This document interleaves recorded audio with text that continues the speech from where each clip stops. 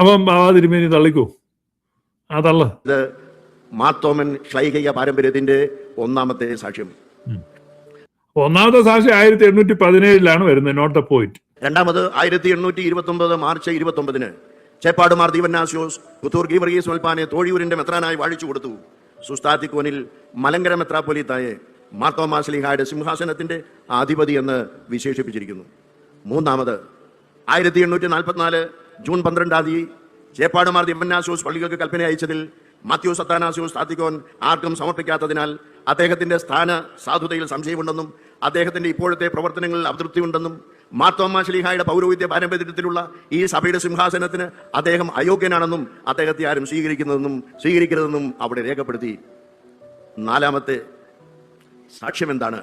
1857 March 27 വലിയ നോമ്പിന്റെ മധ്യത്തിൽ യാക്കോബ് രണ്ടാമനായ മോറന്മാർ ഇഗ്നാത്തിയോസ് പാത്രിയർക്കീസ് ബാവായുടെയും ബെഹനാം മപ്രിയാന ബസേലിയോസ് ബാവായുടെയും മലങ്കരയിലുള്ള തോമാ ശ്ലീഹായുടെ സിംഹാസനത്തിന്മേൽ വാഴുന്ന യൂയാക്കിം മാർ കൂറിലോസിന്റെ നാളുകളിൽ അഞ്ചാം പാത്രിയർക്കീസായ യെരൂശലേമിന്റെ മെത്രാപ്പൊലീത്ത ഉറഹക്കാരൻ അബ്ദേദ് സഹറുവായ മാർ ഗ്രിഗോറിയോസ് ഈ പള്ളിയിൽ എത്തിയെന്ന് അങ്കമാലി ഭദ്രാസനത്തിലെ റാക്കാട് പള്ളിയുടെ കിഴക്കേ ഭിത്തിയിൽ സുറിയാനി ഭാഷയിൽ രേഖപ്പെടുത്തിയത് ആർക്കും വായിക്കാവുന്നതാണ്.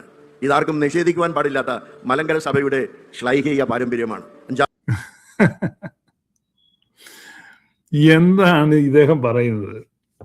റാക്കാട് പള്ളിയുടെ ഭിത്തിയിൽ എഴുതി വെച്ചിരിക്കുന്നത് എന്താണ്? ഒന്നുകൂടെ കേക്ക് അദ്ദേഹം പറയുന്നേ. റാക്കാട് പള്ളിയുടെ ഭിത്തി. അബ്ദേദ് സഹറുവായ മാർ ഗ്രിഗോറിയോസ് ഈ പള്ളിയിൽ എത്തിയെന്ന് ബസേലിയോസ് ബാവായുടെയും വലിയ നോമ്പിന്റെ മധ്യത്തിൽ യാക്കോബ് രണ്ടാമനായ മോറന്മാർ ഇഗ്നാത്തിയോസ് പാത്രിയർക്കീസ് ബാവായുടെയും ബെഹനാം മപ്രിയാന ബസേലിയോസ് ബാവായുടെയും മലങ്കരയിലുള്ള തോമാ ശ്ലീഹായുടെ സിംഹാസനത്തിന്മേൽ വാഴുന്ന യൂയാക്കിം മാർ കൂറിലോസിന്റെ നാളുകളിൽ അഞ്ചാം പാത്രിയർക്കീസായ യെരൂശലേമിന്റെ മെത്രാപ്പൊലീത്ത ഉറഹക്കാരൻ അബ്ദേദ് സഹറുവായ മാർ ഗ്രിഗോറിയോസ് ഈ പള്ളിയിൽ എത്തിയെന്ന് അങ്കമാലി ഭദ്രാസനത്തിലെ. അപ്പോൾ അവിടെ വ്യക്തമായിട്ട് പാത്രിയർക്കീസിന്റെ പേരുണ്ട്, മഫ്രിയാനയുടെ പേരുണ്ട്, മൂന്നാമതായി യൂയാക്കിം കൂറിലോസിന്റെ പേരുമുണ്ട്. അപ്പോ അതാണ് റാക്കാട് പള്ളിയുടെ ഭിത്തിയിലിരിക്കുന്നത്. അപ്പൊ ആ പാരമ്പര്യമാണോ നിങ്ങൾക്ക്? വാലും തലയുണ്ടോ? അവിടെ പാത്രിയർക്കീസ് ഉണ്ട്. ഇപ്പൊ അദ്ദേഹം പറഞ്ഞു കേട്ടോ, പാത്രിയർക്കീസ് ഉണ്ട്. തത്സമയത്ത് തിഗ്രീസിൽ വാഴുന്ന ബെഹനാം കാതോലിക്കയുണ്ട്. അതിന്റെ കീഴിലാണ് യൂയാക്കിം മാർ കൂറിലോസ് വാഴുന്നത്. മലങ്കര മെത്രാപ്പോലീത്ത അതിനെ വിളിക്കുന്ന എന്താണ്? മാർത്തോമായുടെ മലങ്കര ഇടവക. ഇത് സുറിയാനി സഭയിലെ വിളിപ്പേരാണ്. പുരാതന കാലം മുതൽ മലങ്കര സഭയെ മാർത്തോമായുടെ ഇടവക എന്നാണ് വിളിക്കുന്നത്. അത് നിഷേധിക്കുന്നില്ല ഇവിടെ ആരും. മാർത്തോമായുടെ ഇടവകയാണ്. ഇതിപ്പോ എന്തോ മാർത്തോമാ ശ്ലീഹായുടെ ഇവിടെ യാക്കോബായക്കാർക്ക് വിരോധമുള്ള പോലെ ഇവർ പറഞ്ഞു വരുത്തുകയാണ്. ഇതിനെയാണ് വെടക്കാക്കി തനിക്കാക്കുക എന്ന് പഴഞ്ചൊല്ല് പറയുന്നത്. ഇവര് വെടക്കാക്കി തനിക്കാക്കാൻ നോക്കുക എന്ന് പറഞ്ഞാൽ ഈ ഒന്നും അറിയാൻ പറ്റാത്ത യാക്കോബായക്കാർ പോയി നേരാന്ന് ഓർക്കുക. മാർത്തോമാ ശ്ലീഹ ഞങ്ങളുടേതാണ്, പത്രോസ് ശ്ലീഹ നിങ്ങളുടേതാണ്, എന്നിട്ട് വാടാ പിടി, എന്നിട്ട് ചീത്ത പറഞ്ഞ് യാക്കോബായക്കാരുടെ പ്രാർത്ഥനയാണ് ഈ മാർത്തോമാ ശ്ലീഹായുടെ പ്രാർത്ഥനകളും ഗീതങ്ങളും മാർത്തോമാ ശ്ലീഹയുടെ പെരുന്നാളും ഇതെല്ലാം യാക്കോബായക്കാരുടേതാണ്, സുറിയാനി സഭയുടേതാണ്. ലോകത്തൊരു സഭയിലുമില്ലാത്ത പാരമ്പര്യങ്ങളാണ് മാർത്തോമാ ശ്ലീഹായെ സംബന്ധിച്ച് സുറിയാനി സഭയിലുള്ളത്.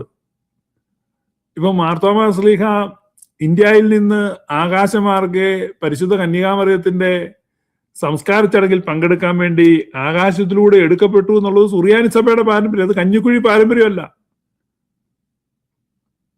ഇത് നിങ്ങൾക്ക് നിഷേധിക്കാൻ പറ്റും. ഇത് കേരളത്തിലുള്ള പാരമ്പര്യമാണോ? അത് സുറിയാനി സഭയുടെ. ഇതെല്ലാം സുറിയാനി സഭയുടെ പാരമ്പര്യമല്ല. നിങ്ങൾക്ക് എന്താണ് പാരമ്പര്യം ഉള്ളത്? ഈ ജൂലൈ 3 മാർത്തോമാ ശ്ലീഹായുടെ ഓർമ്മ ആഘോഷിക്കുന്നത് പോലും മാർത്തോമാ ശ്ലീഹായുടെ തിരുശേഷിപ്പുകൾ എഡേസ പട്ടണത്തിൽ എത്തിച്ചേർന്ന ദിവസത്തെ അനുസ്മരിച്ചാണ്. സുറിയാനി സഭയുടെ കേന്ദ്രമാണ് എഡേസ. അന്ത്യോക്യയുടെ തൊട്ടടുത്തുള്ള പട്ടണമാണ്, പുരാതന കേന്ദ്രമാണ്. ആ എഡേസയിൽ ഇദ്ദേഹത്തിന്റെ ഭൗതിക അവശിഷ്ടങ്ങൾ എത്തി. അതിന്റെ ആഘോഷമാണ് ജൂലൈ 3. അദ്ദേഹം കൊല്ലപ്പെട്ടതാണെങ്കിൽ ഡിസംബർ മാസത്തിലാണ്. അപ്പൊ മലങ്കരയിൽ എന്തിനാണ് ഈ ജൂലൈ 3 ആഘോഷിക്കുന്നത്? അതിന് മത്തായി ബാബ ഉത്തരം പറയണം. ജൂലൈ 3 എന്തിനാണ് ഈ ഇന്ത്യൻ ഓർത്തഡോക്സുകാർ ആഘോഷിക്കുന്നത്? എനിക്ക് ഇതുവരെ പിടിയിട്ടിട്ടില്ല. ഈ സുറിയാനിക്കാർ അത് ആഘോഷിക്കുന്നത് തങ്ങൾ അയച്ച ശ്ലീഹായുടെ ഭൗതിക തിരിശേഷിപ്പുകൾ തങ്ങളുടെ ആസ്ഥാനത്തെത്തി. അതിന്റെ ശേഷം അവർ ആ തിരിശേഷിപ്പുകളെ വെക്കാൻ വേണ്ടി മാത്രം വലിയൊരു പള്ളി പണിത് അവിടെ. ആ പള്ളിക്കകത്തത് വെച്ചു. നിങ്ങൾക്കോ പാത്രിയർക്കീസിന്റെ ഔദാര്യത്തിൽ കിട്ടിയ തോമാസ് ലീഗയുടെ തിരിശേഷിപ്പ് ദേവലോകത്ത് കള്ളം കയറിയപ്പോ കൊണ്ടുപോയി. ഇന്നതില്ല. അതിന് പകരം നിങ്ങൾ എന്താ ചെയ്തേ? അത് ദിവംഗതനായ ഓ തോമസ് അച്ഛൻ പറഞ്ഞിട്ടുണ്ട് നിങ്ങൾ എന്താ ചെയ്തെന്ന്. അതായത് ഒറിജിനൽ തിരിശേഷിപ്പ് ഉണ്ടായിരുന്നു, പാത്രിയർക്കീസ് ബാവ കൊടുത്തേ. അതേതായാലും പാത്രിയർക്കീസുമാരെ ചീത്ത പറഞ്ഞുകൊണ്ടിരിക്കുന്നതിനിടെ ദേവലോകത്ത് അത് പോയി. പിന്നീട് മൈലാപ്പൂരി ചെന്നിട്ട് മൺവെട്ടിക്ക് കുറച്ച് മണ്ണ് വാരി ഈ പാത്രത്തിൽ വെച്ചിരിക്കുകയാണ്. ഇത് ദിവംഗതനായ ഓ തോമസ് അച്ഛൻ പറയുന്ന ഒരു പ്രസംഗം ഉണ്ടായിരുന്നു യൂട്യൂബിൽ. അതിന്റെ കൂടെയാണ് നമ്മൾ ചെയ്ത വേറൊരു പണിയും കൂടെ. ഇതൊക്കെ ഈ ജോൺ പോൾ 23 ലോകത്തോടൊരു മിയാക്കുൾപ്പേ പറഞ്ഞു, ക്ഷമിക്കുക എന്ന് പറഞ്ഞ് ലോകത്തോട് ക്ഷമ ചോദിച്ചു. അതുപോലെ ക്ഷമ ചോദിക്കേണ്ട ഒരു പാവമാണ് തിരിശേഷിപ്പല്ലാതെ ഏതോ കാര്യങ്ങൾ അവിടെ ഇവിടെയും കൊണ്ടുവച്ച് തിരിശേഷിപ്പാണെന്ന് പറഞ്ഞ് ധൂപം വെക്കുന്നത്. ലോകത്തോട് ക്ഷമ ചോദിക്കേണ്ട പാവമാണെന്നാ എന്റെ വിചാരം. അത് ക്ഷമ ചോദിക്കണം. അത് കാരണം അവിടെ തിരിശേഷിപ്പാണ് കൊണ്ടുവച്ചത്. മനുഷ്യരെ കളിപ്പിക്കല്ലേ? ഈ കളിപ്പിന് നിങ്ങളെല്ലാം ഞാനും എല്ലാം കൂട്ടിയിരുന്നില്ലേ? ഈ തിന്മയല്ലേ ഇത്? ശൂന്യമാക്കും നമ്മൾ ഏച്ചതാ. നിൽക്കരുതാത്ര നിൽക്കുകയല്ലേ ചെയ്തത്? ആർക്കാ ഇന്നലെ ബെന്യാമിൻ പറഞ്ഞതുപോലെ ചെയ്യുന്ന കാര്യങ്ങൾക്ക് വിശ്വാസമുണ്ടോ? അവിടെ ധൂപം വെക്കുന്നവർക്ക് ആർക്കെങ്കിലും വിശ്വാസമുണ്ടോ അവിടെ തിരിശേഷിപ്പായിരിക്കുന്നതെന്നോ? ജനത്തെ കളിപ്പിക്കാനുള്ള കുറെ സംവിധാനങ്ങളുമായിട്ട് നമ്മളിങ്ങനെ അങ്ങോട്ട് മുന്നോട്ട് പോവുകയാണ്. ഇതിനെന്താണ് അന്ത്യമുണ്ടാകുന്നത്? ഞാന് മദ്രാസിൽ നിന്ന് ഒരു പള്ളിയിൽ തിരിശേഷിപ്പ് കൊടുക്കാനായിട്ട് അവിടെ ഏതോ പള്ളിയിൽ മൗണ്ടോ ഏതാണ്ട് അവിടുത്തെ അച്ഛൻ, ഇപ്പൊ എനിക്കറിയാമോ അച്ഛന്മാരിവിടെ കാണുമായിരിക്കും, എന്നെ വിളിച്ചേച്ച് പറഞ്ഞു അവിടുത്തെ മൈലാപ്പൂരിലെ പഴയ കബറിടം പൊളിച്ചപ്പോൾ അവിടുത്തെ കല്ലും മണ്ണുമാണ് ശേഖരിച്ചു വെച്ച് അതാണ് ചെപ്പിനകത്ത് കൊടുത്തു വെച്ചിരിക്കുന്നത്. ഞാൻ മെത്രാച്ചനെ വിളിച്ചേച്ച് പറഞ്ഞു, തിരുമേനി എനിക്ക് ഇങ്ങനെ ഒരു വിവരം കിട്ടിയത്, ഇതാണ് കൊണ്ടുവന്ന് തിരിശേഷിപ്പായിട്ട് വെക്കുന്നത്, അത് നല്ലതാണോ? എന്തെല്ലാം കാര്യങ്ങളാണ് ഇങ്ങനെ. ജനത്തിന് ഇഷ്ടമായതൊക്കെ ഈ തിരിശേഷിപ്പ് സമർപ്പണവും അതിന്റെ പേരിലുള്ള ഒരു ഘോഷയാത്രയും എല്ലാം ജനത്തിന് ഇഷ്ടമാണ്.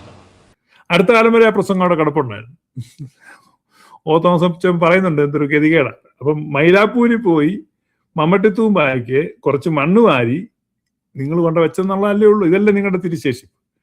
പക്ഷേ ആ തിരിശേഷിപ്പുകളെയൊക്കെ അതീവ ഭക്തിയോടെ കാണുന്ന സുറിയാനിക്കാര് തോമാസ് ലീഹായുടെ തിരിശേഷിപ്പുകൾ ജൂലൈ 3 എഡേസയിൽ ചെന്നപ്പോൾ അവർ അതിനുവേണ്ടി ഒരു പള്ളി അവിടെ പണിതു. അതിന്റെ ആഘോഷമാണ് ജൂലൈ 3. അപ്പൊ ജൂലൈ 3 സുറിയാനിക്കാരുടെ ആഘോഷമാണ്. എന്താണ്?